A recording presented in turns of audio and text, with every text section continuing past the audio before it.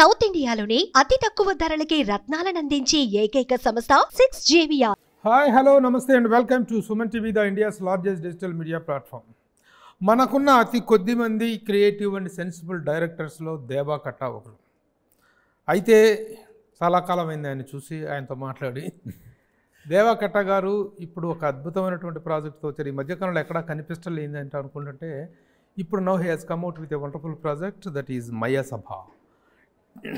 Sony LIV అనేటువంటి ఒక ప్రతిష్టాత్మకమైనటువంటి ప్రెస్టీజియస్ ఓటీటీ ప్లాట్ఫామ్లో ఆగస్టు 7th నుంచి టెలికాస్ట్ కానటువంటి ఈ మయసభ వెబ్ సిరీస్లో చాలా ప్రత్యేకతలు ఉన్నాయి. ముఖ్యంగా ఏంటంటే ఉమ్మడి ఆంధ్రప్రదేశ్లో తెలుగు ప్రజలతో మమేకమైనటువంటి ఇద్దరు రాజకీయ ఉద్దండుల జీవిత చరిత్ర ఆధారంగా నిర్మితమైనటువంటి ఈ వెబ్ సిరీస్ ఆగస్టు 7th నుంచి టెలికాస్ట్ కాబోతుంది. ఈ నేపథ్యంలో దీనికి సంబంధించి ఆల్రెడీ టీజర్ రిలీజ్ అయింది. సినీ రాజకీయ వర్గాలలో తీవ్రమైనటువంటి చర్చలు, తీవ్రమైనటువంటి సంచలనాన్ని క్రియేట్ చేస్తుంది. అంటే దేవా కట్టా గారు ఏ చేసినా సరే something related to the society అనేటువంటి తప్ప he has never made films with a no purpose. Every film has some purpose. ముఖ్యంగా ప్రస్థానం కానీ, రిపబ్లిక్ కానీ, they are the films the talk about the society, the talk about the issues. అలాంటి ఒక కంటెంట్తో ఈ రోజున దేవా కట్టా గారు వచ్చారు. Welcome sir. థ్యాంక్ యూ అండి. Thank you for beautiful introduction. Thank you. I hope I live up to your introduction. అయితే this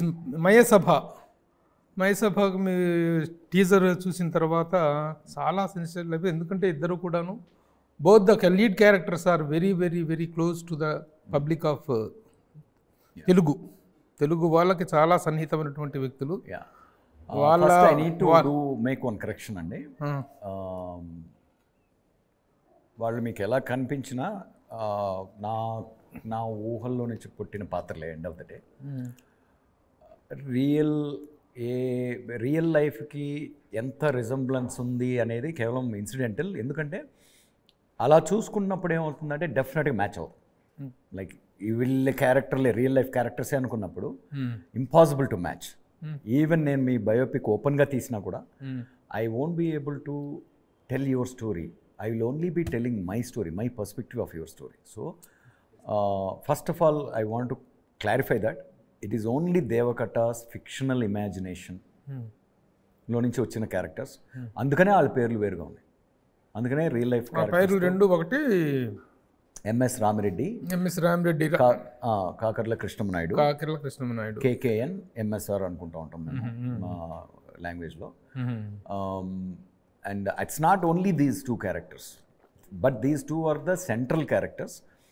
వాళ్ళ పర్స్పెక్టివ్లో ఒక రాష్ట్రం జర్నీని, రాష్ట్రంలో జరిగిన రాజకీయ చైతన్యాన్ని చూస్తే బాగుంటుందనే ఊహ. ఇన్ ద ప్రాసెస్ వాళ్ళ మధ్య ఉన్నటువంటి స్నేహము ఎలా రైవల్రీ అవుతుంది, ఆ రైవల్రీ అయిన తర్వాత కూడా what was the kind of bonding they had, how they shaped each other, in turn shape the state for better basically. How simple humble grounds నుంచి మనలాగా, మీలాగా, నాలాగా వచ్చినటువంటి people, how they become such a gigantic personality like Titans. మీరు అడిగినట్టు how they become political Titans అనేది it's a great arc. అందులో ఒక గేమ్ ఆఫ్ థ్రోన్స్ లాంటి ఒక ఆర్క్ ఉన్నటువంటి క్యారెక్టర్స్ కనిపించాయి. And that's how I kept imagining and designing the characters. And దాని చుట్టూ సబ్సిడరీ క్యారెక్టర్స్ ఇంట్లోనూ కూడా చాలా వరల్డ్ ఉంటుంది మీకు.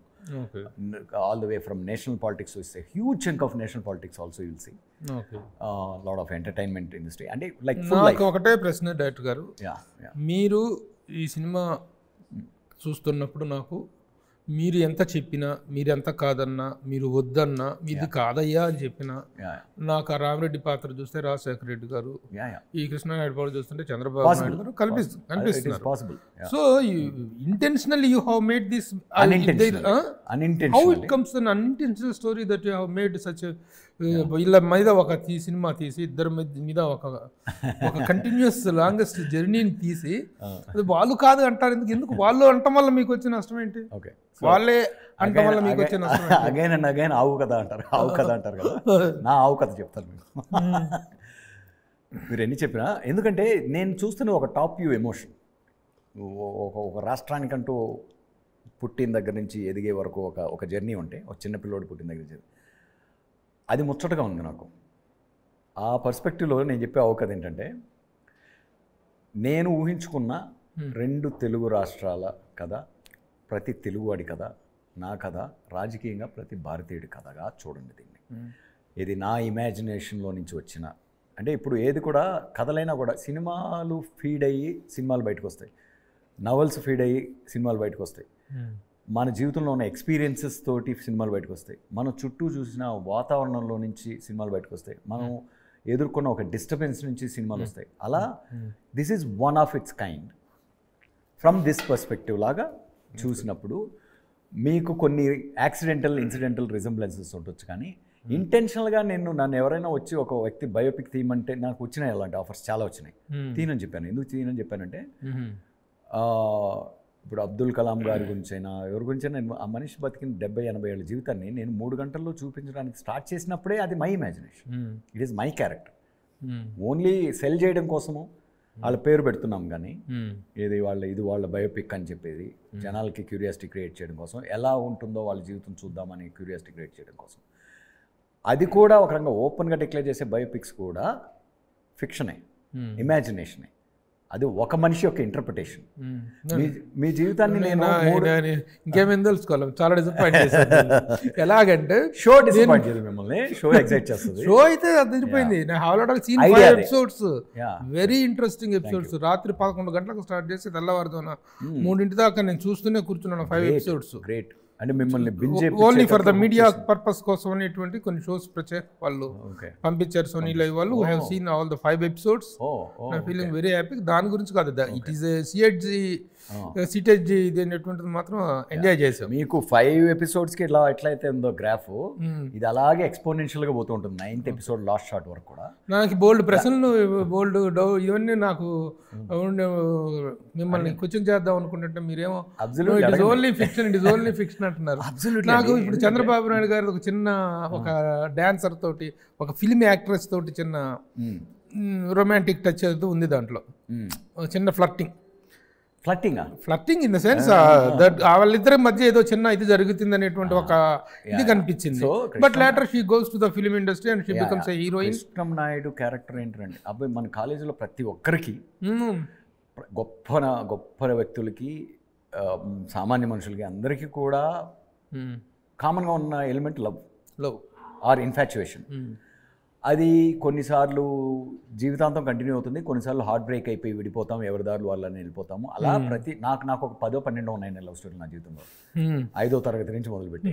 Very good. సో అలా ఇప్పుడు ఒక వ్యక్తి ఒక క్యారెక్టర్ని నేను ఒక పర్టికులర్ పాయింట్లో తీసుకుంటున్నప్పుడు ఆ కాలేజ్, ఆ ఏజ్ని బట్టి ఒక ఇన్ఫాచ్యుయేషన్ అనేది ఒక colourful imagination. So you mean to say that it is not there? It is total fiction. It is a total fiction. Total fiction. Complete fiction. Only thing, all these elements ఎందుకు create చేస్తామంటే మనుషులకు దగ్గర, పాత్రలను మనుషులకు దగ్గర చేయడానికి.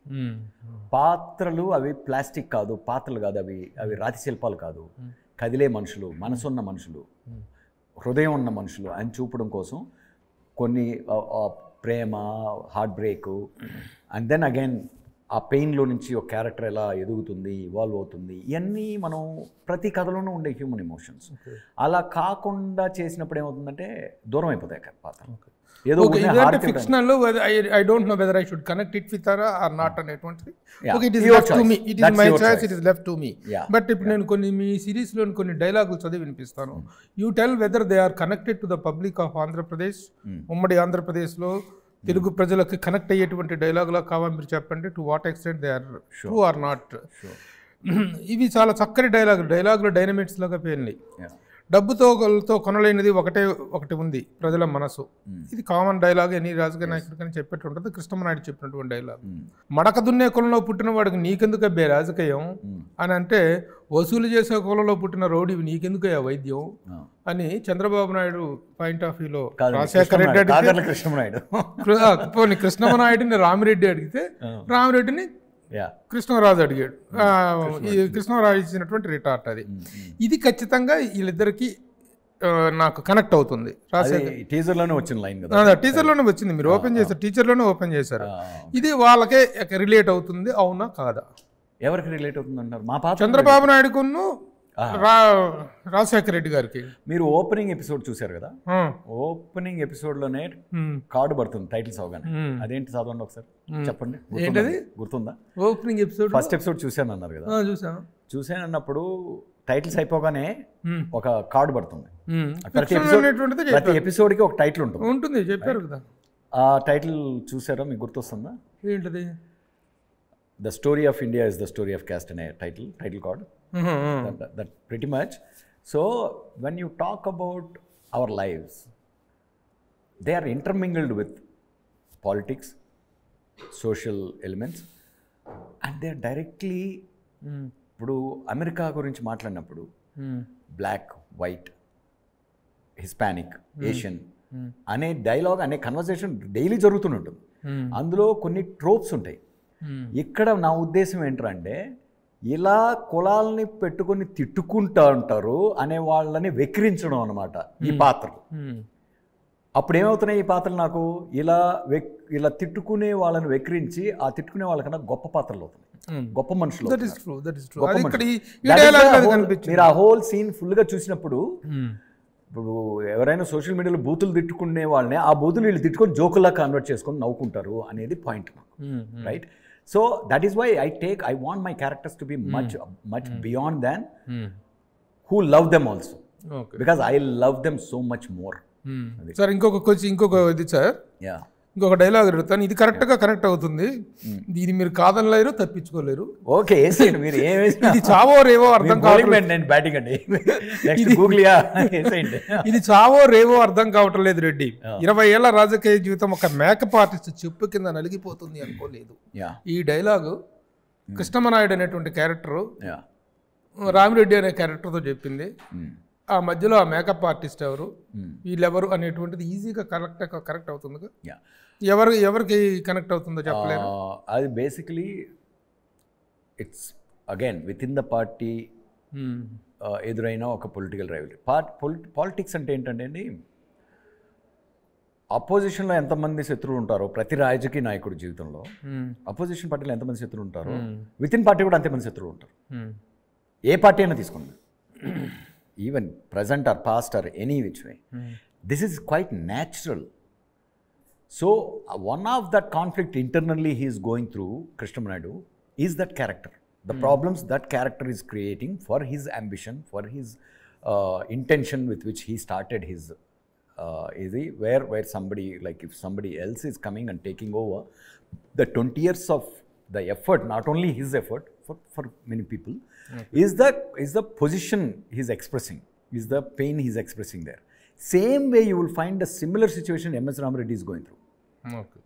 Probably that you haven't come across today, but you will come across that in situation. So వీళ్ళిద్దరూ కూడా ఈ క్యారెక్టర్స్ ఇవన్నీ అధిగమించి అగైన్ ఒకరినొకరు ఎలా రైవల్స్గా ఫేస్ చేశారు, దాని వెనక ఒక రెస్పెక్ట్ఫుల్ బాండ్ ఎలా ఉంది. ఇంకొక 2 డైలాగులు కూడా చదివితే మీరు ఎంత చెప్తారో, మీరు ఎక్స్ప్లెనేషన్తో ప్రేక్షకులు ఎంతవరకు ఏకీభవిస్తారో చూద్దాం సార్. అబ్సల్యూట్లీ. ఈ రోజు నువ్వు గెలిస్తే ఆ గెలుపు నా చేతిలో వెన్నుపోటు అనే బాణంగా మారుతుంది. ఆ బాణం నిన్ను ఓడించేంత వరకు వాడుతూనే ఉంటానని రామిరెడ్డి అనే క్యారెక్టర్ కృష్ణమనాయుడు క్యారెక్టర్తో ఉంటుంది.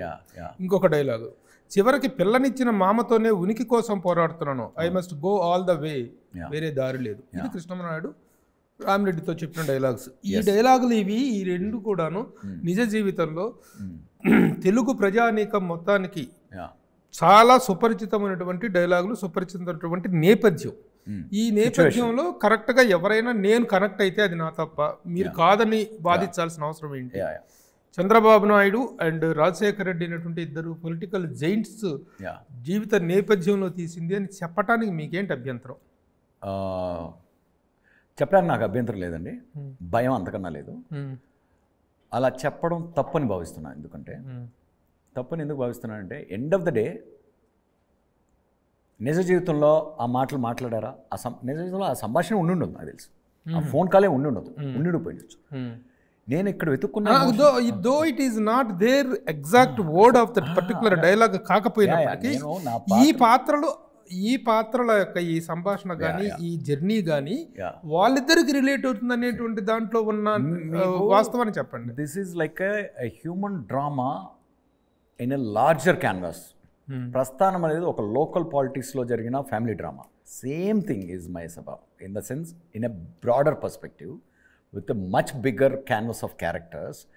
ఇప్పుడు మీకు ఒక వ్యూ పాయింట్లో మీరు చూస్తుంటే దాని ఒక 10 times ఒక బ్రాడర్ పర్స్పెక్టివ్లో, గ్రాండర్ పర్స్పెక్టివ్లో, మచ్ గ్రాండర్ పర్స్పెక్టివ్లో ఎక్స్పీరియన్స్ చేసే కథ మయసభ అన్నప్పుడు మీకు డ్రామా ఎప్పుడు రక్తిగా ఉంటుందంటే న్యూక్లియస్ కాన్ఫ్లిక్ట్ అంటారు. న్యూక్లియస్ కాన్ఫ్లిక్ట్లో మొగుడు పెళ్ళాల మధ్య డ్రామా రక్తి కడుతుంది, అన్నదమ్ముల మధ్య డ్రామా రక్తి కడుతుంది, ఇద్దరు ప్రాణ స్నేహితుల మధ్య డ్రామా రక్తి కడుతుంది, అమ్మ నాన్నల మధ్య, మామాళ్ళ మధ్య కావచ్చు, ఏదైనా ఓవరాల్గా ఇదేంటంటే they are tied in bonds. That is when you can talk about human ideologies, nature. That is what gives you a greater depths of experiencing a story. Okay.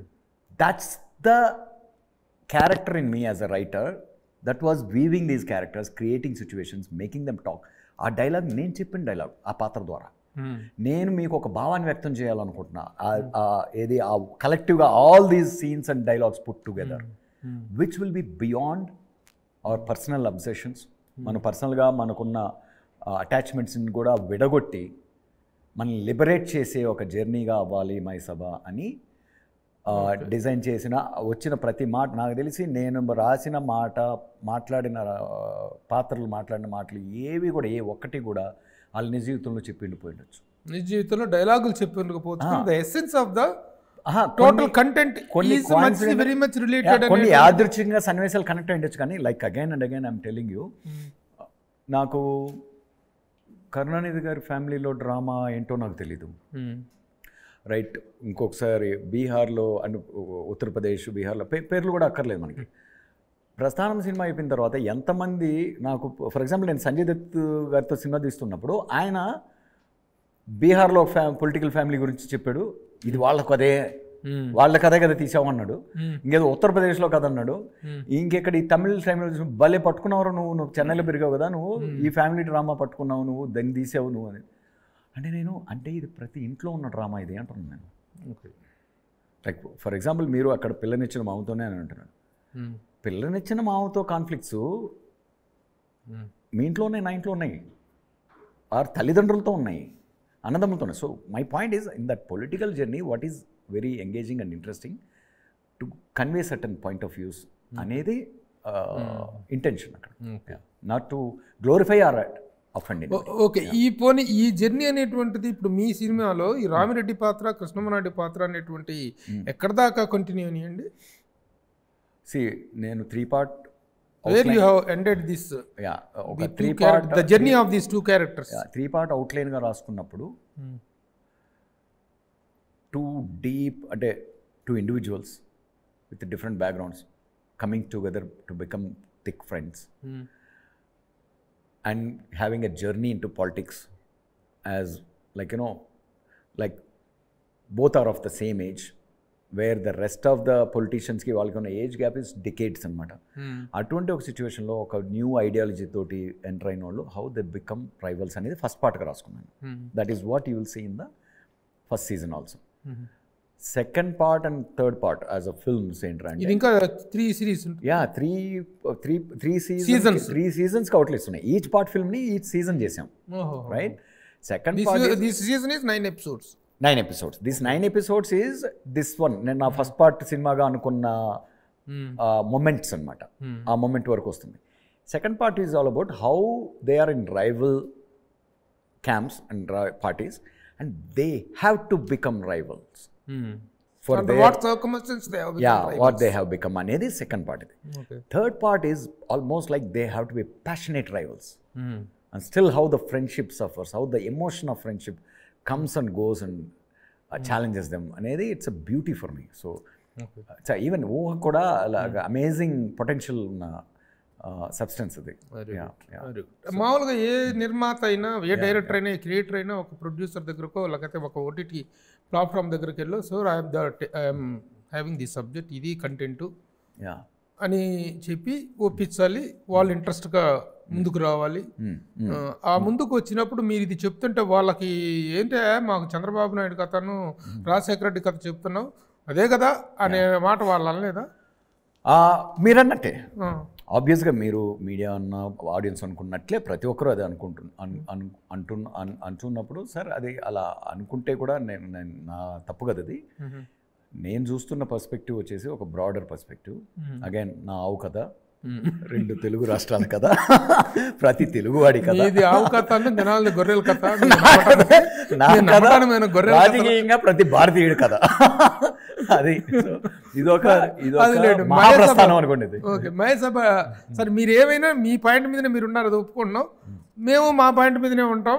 We also stand that it is a story of 2 great political titans. కాదండి, Chandrababu Naidu and Nara Rajasekhara Reddy అనేటువంటిది నా strong belief. You don't try to convince me and I don't try to convince you. That is the thing. మీ స్టేట్మెంట్లో నాకున్న problem చెప్తాను మీకు. మీ స్టేట్మెంట్లో ఇది వాళ్ళ కథే అని మీరు బల్లగుద్ది చెప్తున్నారు, నొక్కి ఒక్కానిస్తున్నారు. నేనేమన్నానంటే లైక్ నా wife we are married till since almost 24 years. Okay, పోనీ దాని ముందు జీవితాన్ని వదిలేసేయండి.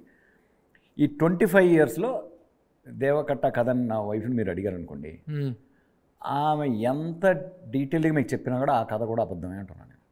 ఎందుకంటే నా వైఫ్కి నేనేంటో తన కళ్ళ ముందు ఉన్నంత వరకు ఏం కనిపిస్తున్నాను అదే, రైట్? దాని తర్వాత ఇక్కడ మీతో ఉన్నప్పుడు నేను ఎలా ఉన్నాను, నా వర్క్ లైఫ్లో నేను ఎలా ఉన్నానో, ఇదంతా ఈ పర్సనాలిటీ, ఈ క్యారెక్టరిస్టిక్స్ ఆమెకు తెలీదు. కాబట్టి అసంభవం. మీ కథని మీ వైఫ్ చెప్పలేదు, మీ అమ్మ నాన్నలు చెప్పలేరు, మీ పిల్లలు చెప్పలేరు. ఇది వీళ్ళ కథ అందం అన్న దానిలోనే ఫండమెంటల్గా లాజికల్గా రీజన్ లేదు, లాజిక్ లేదు అంటున్నా. ఫండమెంటలీ లాజిక్ లేదు. సో ఇప్పుడు మీరు చెప్పిన ఈ లాజిక్తో కొంతవరకు ఏకీభవించే అవకాశం ఉంది. కొంతవరకు అదని పూర్తిగా అది నిజం అండి, నిజం అర నిజం ఉండదు. ఈవెన్ సార్ రేపు 7th నుంచి పబ్లికే చెప్తారు పబ్లిక్ చాలా మంది రాజశేఖర రెడ్డి గారి జీవితం బేస్ గా చేసిందా కాదా అనేది పబ్లిక్ అర్థం అవుతుంది. దాని వల్ల నష్టమేం లేదండి. మీరు ఎందుకు మీరు ఐడెంటిటీ హైడ్ చేసుకున్నారు అనేది హైడింగ్ కూడా కాదండి, అది వాళ్ళ కథ అని చెప్పడం తప్పు. ఎందుకంటే ఎవరికి తెలియదు ఇంకొకరు కదా అనేది నా పాయింట్. సరే, మహేష్ సభ టైటిల్ ఏంటి దీనికి?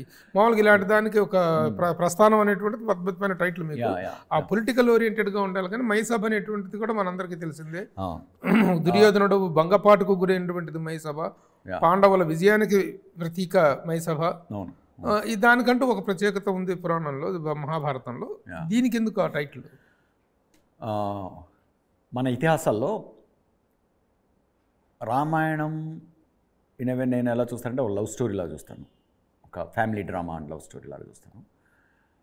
When it comes to Mahabharatam, it's politics. So అలా రిలేట్ చేసుకోవచ్చు మనం. మనం ఏం ఆలోచించి ఏం చేసినా ఎక్కడో ఈ రెండింటి మధ్యలో ఎక్కడో పడుతూ ఉంటాయి కథలు ఆ ప్రపంచంలో. సో ఎప్పుడైతే ఈ స్టోరీ గురించి నేను ఆలోచించి చూస్తానో ఎక్కడో మహాభారతమే తన్నుకుంటూ వచ్చింది. మహాభారతం వాజ్ చేజింగ్ మీ, ఆ వరల్డ్ వాజ్ చేజింగ్ మీ. మీకు క్యారెక్టర్స్ అన్ని చూస్తే కూడా స్పాన్ అంటే ఇది అగైన్ మహాభారతం కథ అని కాదు point. So now it's all about power struggle, identity or existential fight కదా. సో దానికి మహాభారతం ఐకానిక్ ఇది కదా మన ఎపిక్స్లో. అక్కడి నుంచే ఏదో ఎలిమెంట్ కావాలని ఒక చేజ్ ఉండేది నా మైండ్లో. అందుకని ఫస్ట్ వర్కింగ్ టైటిల్ ఇంద్రప్రస్థం పెట్టుకున్నాం, విచ్ విల్ మీన్ క్యాపిటల్.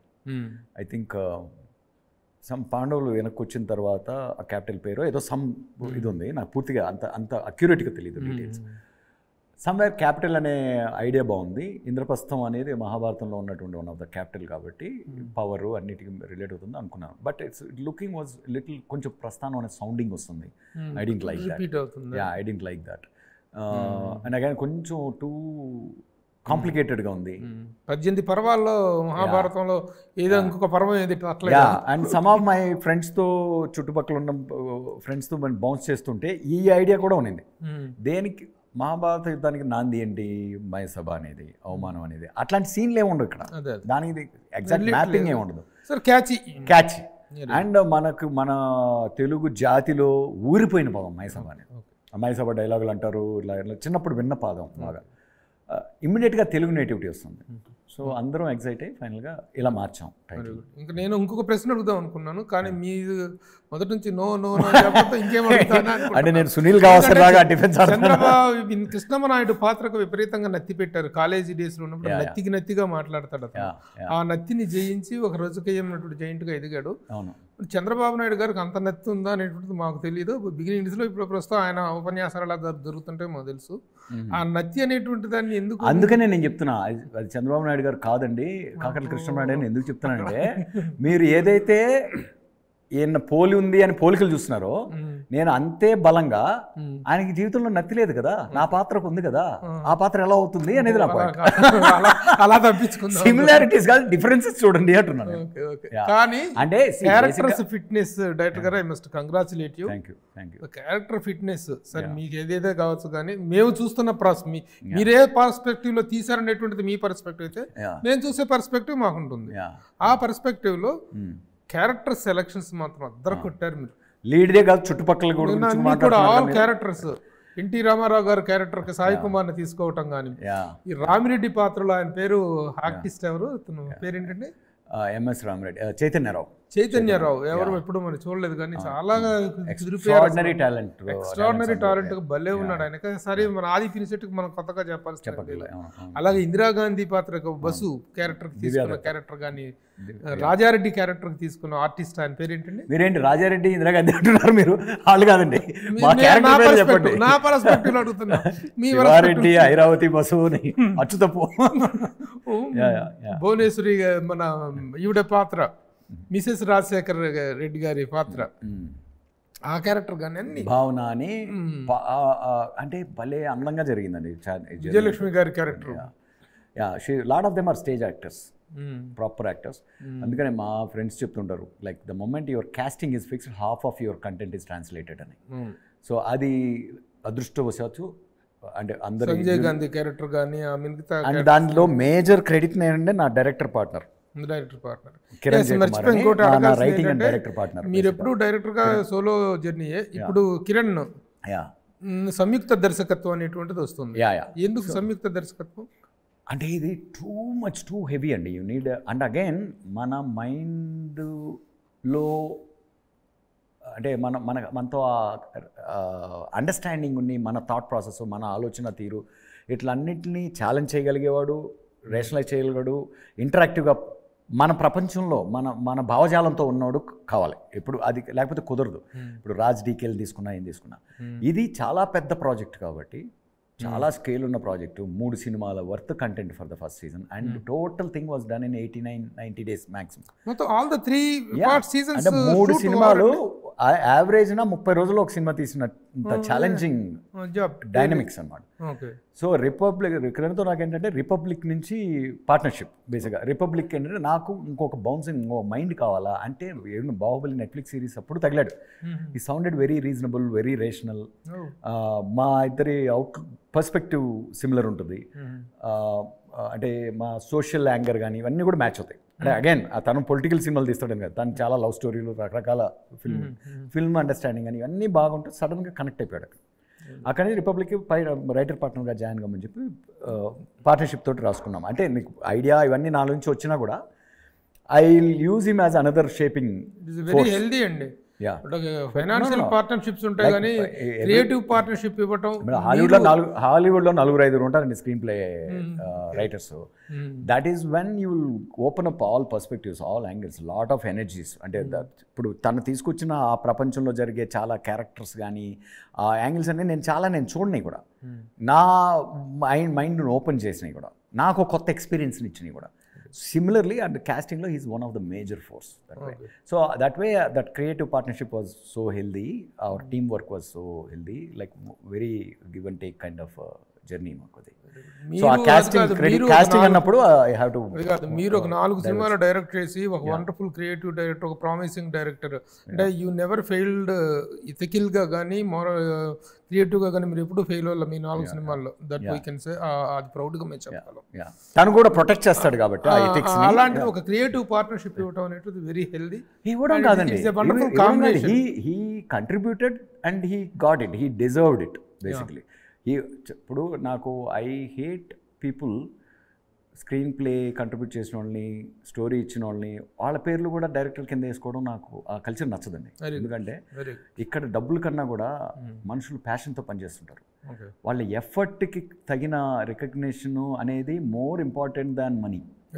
మనం ఇచ్చే జీతం కన్నా చాలాసార్లు మనం చిన్న ఎఫర్ట్స్లో డబ్బులు ఇవ్వలేకపోవచ్చు, బట్ అట్లీస్ట్ వాళ్ళకి ఇవ్వాల్సిన క్రెడిట్ ఇస్తే అది ఆస్తి అవుతుంది, వాళ్ళు తీసుకెళ్ళే ఆస్తి అవుతుంది, అది మనం వాళ్ళకి ఇచ్చే రెస్పెక్ట్ అవుతుంది. So I first of all like I mean even Kiran కూడా రిపబ్లిక్లో అంటే మొత్తం అంతా నేను రాసుకుంటూ వచ్చినా కూడా the way he was participated అని దాని లెక్కలు వేసుకుంటే మేబీ నేను ఎక్కువ టైం స్పెండ్ చేస్తుండొచ్చు రైటింగ్ టైంలో. But whatever the right highlights he was giving in like he was surprised basically, but still he deserved it. So ఏమంటానంటే అది చేయాల్సింది మనం చేయకపోవడం వల్ల ఇది మీకు సర్ప్రైజ్ అనిపిస్తుంది. ఇప్పుడు చేయాల్సింది చేసాము.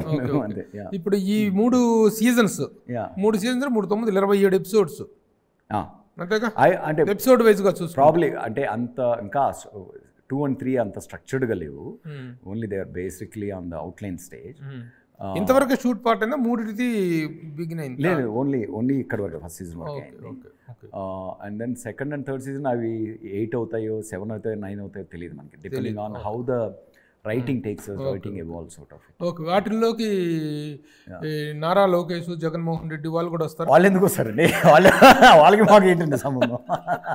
అంటే వీళ్ళిద్దరికి పోనీ రామిరెడ్డికి కృష్ణమనాయుడు ఇద్దరికి పిల్లలు ఉంటారు కదా, పిల్లలు పుడతారుగా, వాళ్ళు పెద్దోళ్ళు అయిపోయి వాళ్ళు కూడా ఒక లీడర్స్గా ఎమర్జ్ అవుతారు కదా. అవునండి, ఆ ఎమర్జ్ అయిన పాత్రలు ఉంటాయా?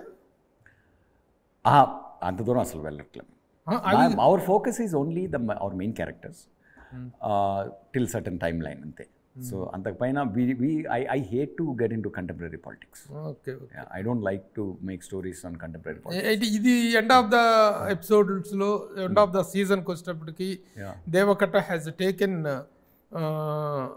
ఒక వర్గం వైపు తీసుకున్నాడు, ఒక పార్టీనో లేకపోతే ఒక వ్యక్తినో హైలైట్ చేసాడు అనేటువంటిది ఏమి ఉండదు. అబ్సల్యూట్లీ ఉండదు. అదైతే తొడగొట్టి బల్లగొద్ది ఎగిరి గంతేసి దబాయించి చెప్పగలను. నేను ఎంత న్యూట్రల్ ఎంత అన్బయాస్డో అర్థమవుతుంది. అన్బయాస్డ్గా ఉన్నాను. ఐ సీ అగైన్ ఫేజెస్ వైజ్గా ఇప్పుడు ట్రిపుల్ ఆర్ అయినా ఏ సినిమా తీసుకున్నా కూడా ఒక్కోసారి ఒక క్యారెక్టర్ ఒక హై తీసుకుంటుంది, నెక్స్ట్ మళ్ళీ ఇంకో క్యారెక్టర్ హై తీసుకుంటుంది. అలా లేకపోతే కథ ఫామ్ అవుతుంది, రైట్, నెరేటివ్ ఉండదు.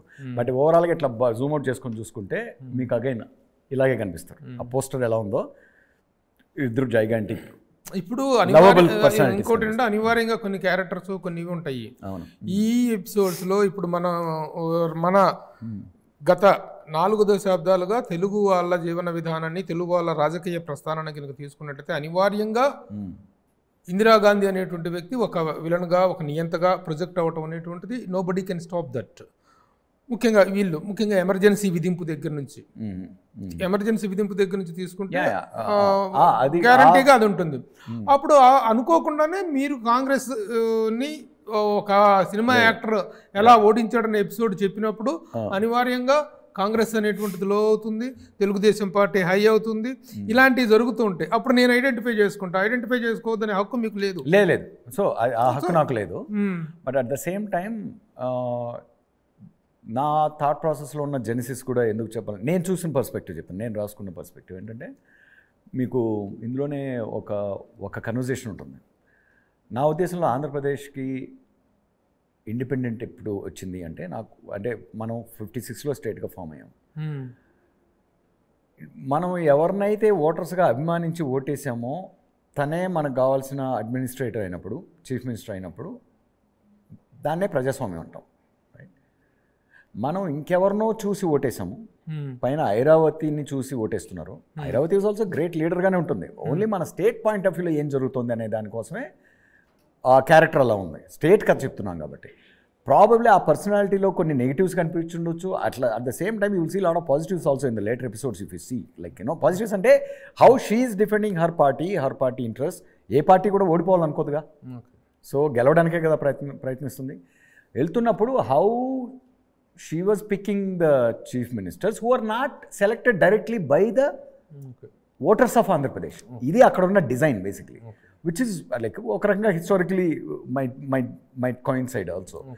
So ee prapanchamloki how someone comes in and takes the direct vote is in a way is a landmark event. For us. అక్కడి నుంచి మనం ప్రజాస్వామ్యం చూస్తున్నాం, రైట్? అక్కడి నుంచి ఆల్ ద లీడర్స్ మనం ఎన్నుకున్న వాళ్ళే, మెజారిటీ వచ్చిన వాళ్ళే మన లీడర్స్ అయ్యారు.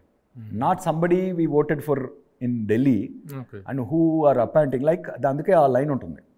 లైక్ బ్రిటిషర్స్ వైస్రాయ్ని పెట్టేసి వెళ్ళిపోయేవాళ్ళు, మనం కోరుకున్న వైస్రాయ్స్ కాదు వాళ్ళు, అండ్ ఇన్ఫ్యాక్ట్ బ్రిటిషర్సే మనం కోరుకున్న వాళ్ళు కాదు. So that's somewhere along we got independence only in that's why I call it like Rajkeet. You mean to say that you got independence in the year 1983 with the year number నేను mention చేయను, but year number mention కూడా అంటే మనకు independence వచ్చింది 1983లో Telugu Desam party పుట్టి. Independence వచ్చింది అట్లా నేను ఇండిపెండెన్స్ కాదు నేను అంటుంది, ప్రజాస్వామ్యాన్ని ప్రజాస్వామ్యాన్ని మనం డైరెక్ట్గా ఎక్స్పీరియన్స్ చేసింది అంటే, అవును మనం ఐరావతికి ఓటేస్తే ఐరావతి సీఎం కావాలి కదా నాకు, నేను ఐరావతిని అభినందించి ఓటేశాను, బట్ ఐరావతి సీఎం కాదు ఆంధ్రప్రదేశ్కి, ఆమె నేషన్ వైడ్గా పిఎం. నా ఆంధ్రప్రదేశ్ సీఎంలు ఎవరు నేను అనుకున్న వ్యక్తి కాదు, అది ఆ డిఫరెన్స్ చెప్తున్నాను. చివరిగా ఇండిపెండెన్స్ వచ్చింది అనేది కాదు పాయింట్. ఇప్పుడు మీ సినిమాలండి పంచవర్ష ప్రణాళికలే, దేవకట్ట దగ్గర నుంచి సినిమా వచ్చిందంటే మళ్ళీ 4 years కనిపిస్తారు మీరు. అలాగే మీ వెన్నెల దగ్గర నుంచి, ప్రస్థానం దగ్గర నుంచి, రిపబ్లిక్ జాతకం అలా వెళ్తుంది, బట్ అది మారిపోతుంది. ఇప్పుడు మారిపోయినట్టే లెక్క, ఎందుకంటే మహేసభ 3 సినిమాల కంటెంట్, సో ఆల్మోస్ట్ 3.5 years అయింది కదా. ఆ యావరేజ్ తీసుకుంటే ఎవ్రీ ఇయర్కి ఒక సినిమా వర్త్ కంటెంట్ ఇచ్చినట్టు ఇప్పుడు బేసిక్లీ. వెబ్ సిరీస్ కిందకి వెళ్ళారు ఈ సినిమా. ఎగ్జాక్ట్లీ, సినిమాగా చాలా ఛాలెంజింగ్ అని, ఎందుకంటే 3-part ఫిల్మ్ అంటే 2 leads కావాలా, ఫేస్ వాల్యూ ఉన్న లీడ్స్ కావాలా, అండ్ ఆల్సో ఈ ప్రాజెక్ట్కి ఉన్న స్కేలు, డెప్త్, దీనికి స్టార్ పవర్ ఉన్న వాళ్ళే కావాలి, లేకపోతే మనం అంత స్పెండ్ చేయలేము or whatever it is like. But still suffer. Okay, యాక్టర్స్తో తీసినా కూడా వాళ్ళని టైం చేసి 3-partగా తీయాలి అంటే like it's hard to commit people. And also only వాళ్ళిద్దరు క్యారెక్టర్లే కాదు, చుట్టూ ఉన్న క్యారెక్టర్స్ కూడా ట్రావెల్ చేయాలి కదా స్టోరీతో. ఇప్పుడు వెబ్ సిరీస్లో బాగా సక్సెస్ అయినటువంటి అబిలిటీ చేసి ఫిల్మ్స్గా తీసుకొచ్చే కాన్సెప్ట్ కూడా ఒకటి బాగుంటుంది కదా. మైసభ చూసిన చాలామంది దీన్ని యాజ్ ఈజ్ సినిమా లెంగ్త్లో రిలీజ్ చేస్తే ఇంకా చాలా బాగుంటుందని. అంటే there lot of people are experience. I don't know my writing style change or whatever it is, or probably Kiran నేను ఇద్దరం కలిసి రాయడం వల్ల. డైలాగ్ పార్ట్ ఎవరు రాశారు? ప్రిడామినెంట్లీ నేనే, బట్ తను కూడా చాలా బ్యూటిఫుల్ లైన్స్ కంట్రిబ్యూట్ చేశాడు. It's rather bringing the perspective on to the table. Like ఆ డిస్కషన్లో నుంచి జరిగిన పర్స్పెక్టివ్లో నుంచి కూడా చాలా డైలాగులు నాకు ఇన్స్పిరేషన్ అయ్యిండొచ్చు. So that way it's intertwined journey. Next Devakatta నుంచి ఒక సినిమా అంటే ఇప్పుడు నెక్స్ట్ ఇయర్ స్టార్ట్ అవుతుంది. సినిమా స్క్రిప్ట్ అయిపోయింది, ఆల్మోస్ట్ క్లోజింగ్ స్టేజ్లో ఉంది స్క్రిప్టింగ్. ఒక హీరోతో ట్రావెల్ చేస్తూనే ఉన్నాను, ఆల్మోస్ట్ 1 yearగా ట్రావెల్ చేస్తున్నాను. అది చాలా పెద్ద అంబిషన్ మా ఇద్దరికి. దానికి అన్ని కుదిరినప్పుడు సరైన టైంలో ఎవరు సార్ న్యూస్ బయటకు వస్తాను. అది ఇప్పుడే నేను అఫీషియల్ కాదు కాబట్టి ఇప్పుడే షుడ్ నాట్ మెన్షన్. ఎవరు కాదు నేను ఇప్పుడే చెప్పలేను, దాన్ని ఎగ్జైటింగ్గా చెప్దాం. ఇద్దరం ఏంటంటే just we are travelling, we will convey it the way it has to be conveyed from the day one itself. It has to get the attention we are intending. Very good sir, congratulations. Thank you so much. ప్రతి aspect లో కూడా scriptive aspect లో, taking point of లో, making values point of వ్యూలో, మీ artist selection point of వ్యూలో you have done a wonderful job. So dear audience, please watch Sony LIV. August 7th నుంచి telecast అవుతుంది. We are going to enjoy a fantastic show. ఈయన చెప్పిన దానికంటే కూడా different కంటెంట్ని మనం ఎంజాయ్ చేస్తున్నాం. ఆయన ఎందుకో హైట్ చేస్తున్నారు డైరెక్టర్ గారు, ఆయన ఎందుకు హైట్ చేస్తున్నారో తెలియదు. మంచి క్రెడిట్ని ఎంజాయ్ చేయాల్సింది, బట్ ఎందుకో హైట్ చేస్తున్నారు, that is up to him. But మనకంటూ చూసే పర్స్పెక్టివ్ ఒకటి ఉంటుంది, ఆ పర్స్పెక్టివ్లోనే చూద్దాము. We are going to enjoy the show.